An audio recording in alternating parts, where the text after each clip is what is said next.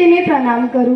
भगवान बाबा हनुमान जी को प्रणाम।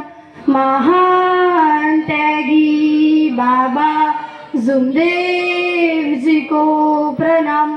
परमात्माए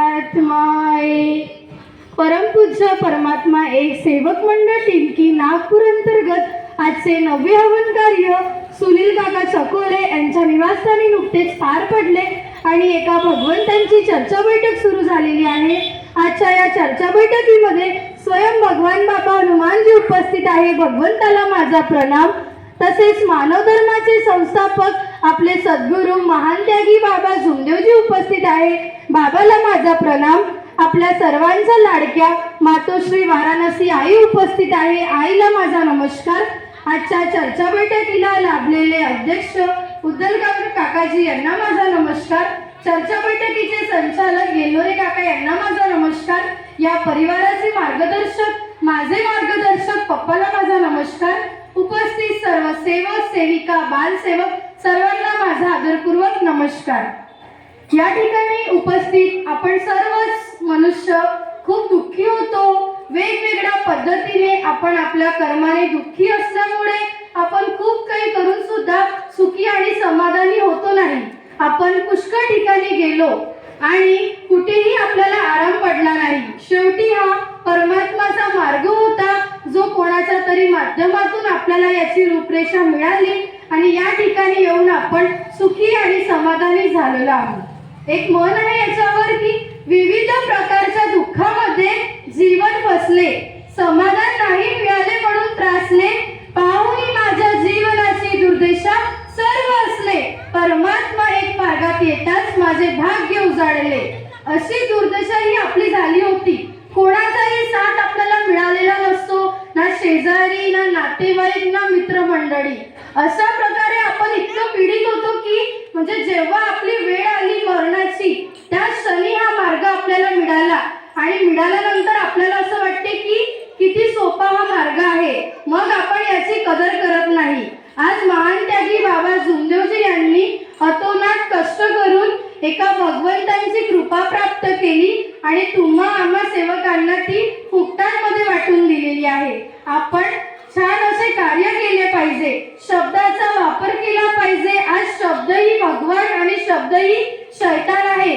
आज आपल्याला असं वाटते की अनुभव हे नसतात पण ज्याच्यावर असतात ते त्याला माहिती आहे। आज काही दिवसाआधी आमच्याकडे एक ताई आलेली होती, ती म्हणजे कमीच वयाची होती, मुलगा वगैरे लग्न झालेली होती। तिला म्हणजे इतका भूतबाधा होता, तिला पाहून आपण म्हणू शकत नाही, इतकी भूतबाधाने त्रस्त होती की तिला म्हणजे तिच्या जाऊनही काहीतरी बाहेर बाधा केलं असं तिचं म्हणणं होतं।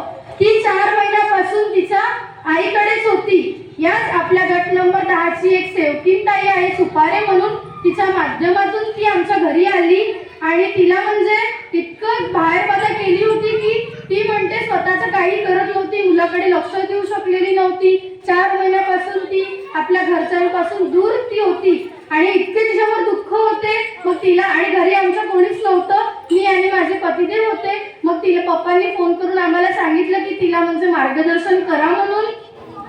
मग आम्ही तिला केलं।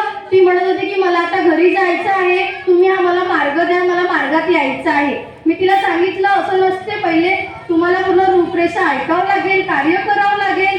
आणि मी म्हटलं तुम्ही एकदा सकाळी या आणि पप्पांशी बोला। ती तसं सकाळी उठूनच 7 वाजता आली आणि तिला तशी कार्याची रूपरेषा सांगितली आणि तिने तसं केलं।